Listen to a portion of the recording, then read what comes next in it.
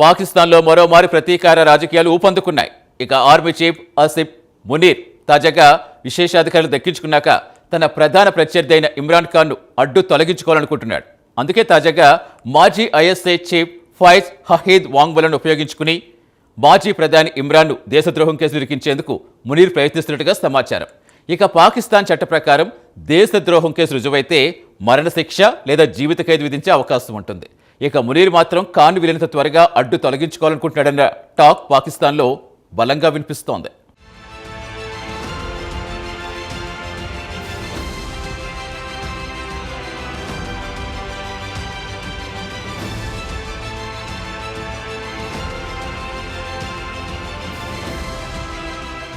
పాకిస్తాన్లో army chief come field marshal come chief of defence force లేదా సిడిఎఫ్గా ఆయన విశేష అధికారాలు దక్కించుకున్నాడు. ఇక పాకిస్తాన్లో ప్రధాని షెహబాజ్ షరీఫ్ కంటే కూడా అత్యంత శక్తిమంతుడు. దీంతో మునీర్ తన ప్రధాన శత్రువు మాజీ ప్రధాని ఇమ్రాన్ ఖాన్ను వీలైనంత త్వరగా అడ్డు తొలగించుకోవాలనుకుంటున్నాడు.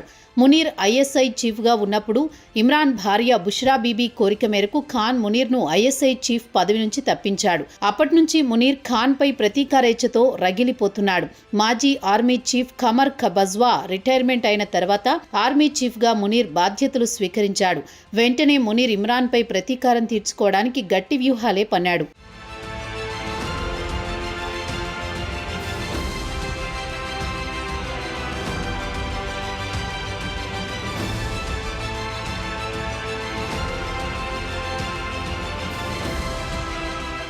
ప్రధాని పదవి నుంచి దిగిపోయిన తర్వాత ఇమ్రాన్పై పలు అవినీతి కేసులు నమోదు చేయించి జైలుకు పంపాడు. మునీర్ సుమారు 100 కంటే ఎక్కువ కేసులు ఆయనపై నమోదయ్యాయి. ఆయనతో పాటు ఆయన భార్య బుష్రా బీబీని కూడా జైలుకు పంపాడు. తోషాఖానా కేసులో ఇరువురిని అరెస్ట్ చేసి జైలుకు పంపాడు. ఇక తోషాఖానా కేసు విషయానికొస్తే ప్రధాని హోదాలో ఇమ్రాన్ విదేశీ పర్యటనకు వెళ్లినప్పుడు ఆయా దేశాలు ఇచ్చిన విలువైన గిఫ్ట్లు ఆయన ప్రభుత్వ ట్రెజరీలో జమ చేయకుండా అతి తక్కువ ధరకు సొంతం చేసుకున్నాడని ఆయనపై ఆరోపణలు గుప్పించారు. దీంతో పాటు బుష్రా బీబీ విషయానికొస్తే ఆమెకు అప్పటికే వివాహిత పిల్లలు ఉన్నారు. ఆమె భర్తకు విడాకులు ఇవ్వకుండా ఇమ్రాన్ను నిఖా చేసుకోవడంతో ఆమె భర్త ఫిర్యాదు చేయడంతో ఆమెతో పాటు ఖాన్పై కేసు నమోదు చేసి అరెస్ట్ చేశారు. ఇక ఖాన్ ప్రభుత్వంలో బుష్రా బీబీ రాజ్యాంగేతర శక్తిగా వ్యవహరించారని, అన్నిట్లో జోక్యం చేసుకున్నారన్న ఆరోపణలు ఆమె ఎదుర్కొన్నారు.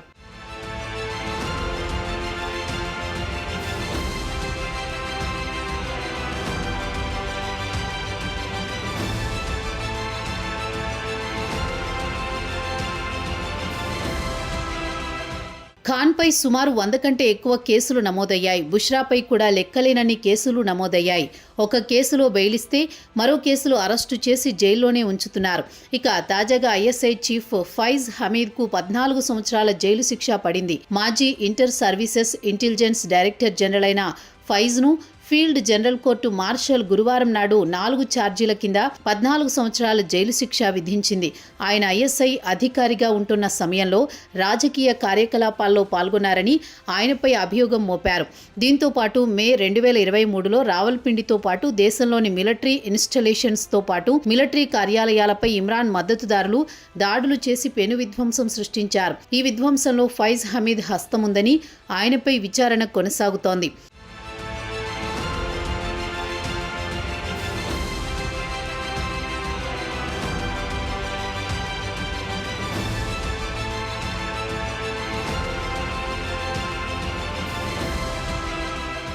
ప్రస్తుతం పాకిస్తాన్లో టాక్ ఆఫ్ ది టౌన్ విషయానికొస్తే అక్కడి టెలివిజన్ ఛానల్స్లో కూడా ఇమ్రాన్కు వ్యతిరేకంగా హమీద్తో సాక్ష్యం ఇప్పించాలని చూస్తున్నారన్న టాక్ మాత్రం బలంగా వినిపిస్తోంది. స్థానిక జియో న్యూస్లో ఇమ్రాన్ ఖాన్ పార్టీకి చెందిన పాకిస్తాన్ తెహ్రీకే ఇన్సాఫ్ సెనేటర్ ఫైసల్ వావ్డా టీవీలో కూడా ఇదే విషయాన్ని ప్రస్తావించారు. ఫైజ్ హమీద్ మాజీ ప్రధాని ఇమ్రాన్ ఖాన్కు వ్యతిరేకంగా సాక్ష్యాలు ఇవ్వడానికి సిద్ధంగా ఉన్నారని చెప్పాడు.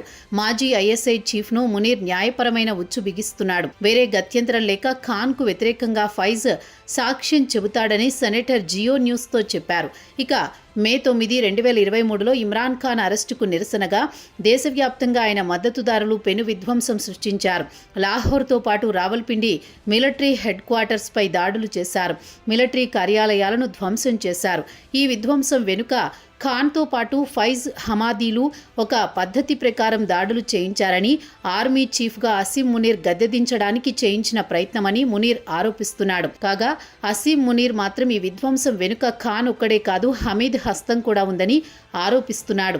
ఇక అసలు విషయానికొస్తే ఇమ్రాన్ ఖాన్ మాత్రం తన అరెస్టుకు నిరసనగా దేశవ్యాప్తంగా ఉన్న తన పార్టీ మద్దతుదారులు, అభిమానులు రోడ్డుపైకి వచ్చి నిరసన తెలపాలని కోరాడు. అది కాస్త వికటించి విధ్వంసానికి దారితీసింది. దీన్ని మునీర్ తనకు అనుకూలంగా మలుచుకున్నాడు.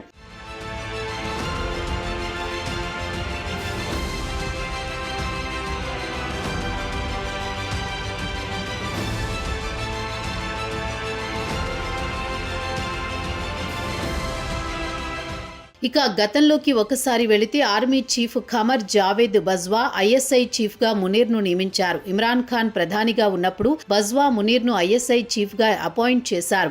ఇక మునీర్ కేవలం 8 నెలలు మాత్రమే ఐఎస్ఐ చీఫ్గా పనిచేశారు. ప్రధానికి అప్పటి మిలిటరీ ఎస్టాబ్లిష్మెంట్ సంబంధాలు కూడా అంతంత మాత్రంగా ఉండేవి. అయితే ఇమ్రాన్ ఖాన్ భార్య బుష్రా బీబీపై వచ్చిన అవినీతి ఆరోపణలపై మునీర్ విచారణ ప్రారంభించడం ఇమ్రాన్కు ఆగ్రహం తెప్పించింది. దీంతో ఖాన్ మునీర్ను 2019లో ఐఎస్ఐ చీఫ్ పదవి నుంచి తప్పించాడు.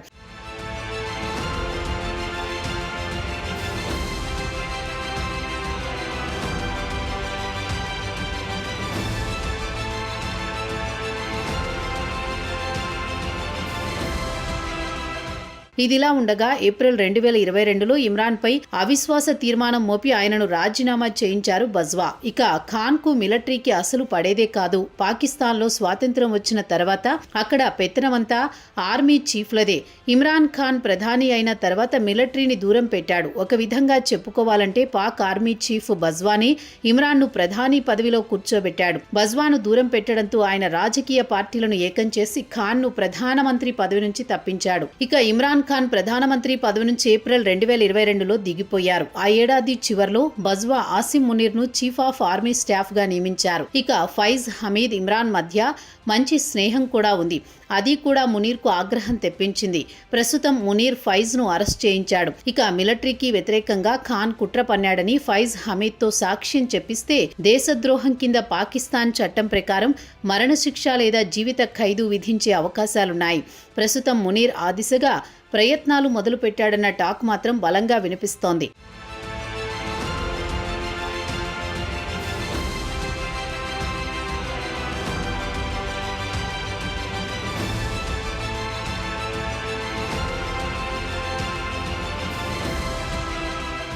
పాకిస్తాన్ జైల్లో ఖాన్ను అత్యంత దుర్భర పరిస్థితుల్లో ఉంచారని యుఎన్ ప్రత్యేక ప్రతినిధి ఎలైస్ జిల్ ఎడ్వర్డ్ ఆందోళన వ్యక్తం చేశారు.